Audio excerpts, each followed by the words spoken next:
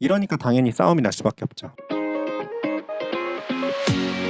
안녕하십니까. 여러분의 취업과 이직, 커리어를 위해 영상을 찍고 있는 커리어의 곰돌이 아저씨입니다. 오늘은 부서 간 싸움에 대해서 얘기를 해볼 건데요. 이거를 이해해야지 서류랑 면접에서 면접관에게 거슬리는 얘기를 안 할 수가 있습니다. 부서 간 알력 싸움은 은근히 흔해요. 심한 경우에는 임원들끼리 몸싸움도 발생을 합니다. 회의원처럼 뭐 그 정도까지는 아니고요. 말싸움이 좀 격해지다가 뭐 책상을 친다든지 아니면 툭툭 건드린다든지 이런 정도까지는 충분히 갈 수 있어요. 그런데 임원 면접에서 여러분이 알력이 있는, 즉 싸움이 붙은 부서의 입장이랑 유사한 발언을 하면 좋게 보일 리가 없겠죠. 이런 현상의 원인은 조직의 아이러니 때문인데요. 제가 맨날 얘기하지만 회사의 제1의 궁극적 목적은 돈입니다. 도덕, 기업윤리, ESG 이런 거는요 그냥 돈 벌기에 도움이 되는 치장일 뿐이고요. 결국 목적은 돈이에요. 그런데 이 한 가지 목표로 모인 사람들의 생각은 모두 다릅니다. 게다가 사장은 한 명이죠. 대표이사 여러 명인 조직도 있지만 그렇다고 해도 소수입니다. 임원은 많고요. 당연히 경쟁이 붙을 수밖에 없습니다. 이러니까 당연히 싸움이 날 수밖에 없죠. 생산과 영업을 예로 들어볼게요. 제조업에서 생산을 하면 반드시 발생하는 게 불량이에요. 불량을 막기 위해서 공장 내 품질팀도 있고 기술팀도 있고 막고 하지만 결국 불량이 발생할 수밖에 없고요. 그러면은 그 불량에 대한 고객사 불만을 온몸으로 받아내는 건 영업이에요. 온갖 영업 스킬을 동원해서 불량 이슈를 최소화하고 다음 협상에서 단가 인하 압력을 방어해내죠. 그러면 영업하고 생산하고 사이가 좋을까요? 안 좋을까요? 안 좋겠죠. 만약에 사이가 완전히 틀어진 경우에는 사장이나 회장이 참석한 회의에서 한마디 합니다. 생산한테 영업이 제대로 좀 만들라고. 그러면 이 정도까지 가면요 진짜 전쟁 선포예요. 만약에 근데 이렇게 전쟁 선포를 했다 치면 생산은 생산 나름의 논리를 또 만들어요. 엔지니어랑 기술자 인맥을 총동원해서 동종업계 불량률하고 우리 불량률을 하고 비교하고 슬쩍 주니어 엔지니어나 똘똘한 중간급 엔지니어를 시켜서 영업 실적을 조사해요. 그래서 영업의 약점을 찾아냅니다. 그리고 보복을 하죠. 이런 갈등은 거의 모든 회사에 있고요. 사장이 리더십이 없거나 임기가 얼마 안 남은 경우에는 정말 걷잡을 수 없이 커지기도 합니다. 사장은 뒤에 두고 자기들끼리 싸우는 경우도 있어요. 그럼 임원 면접장을 상상을 해봅시다. 생산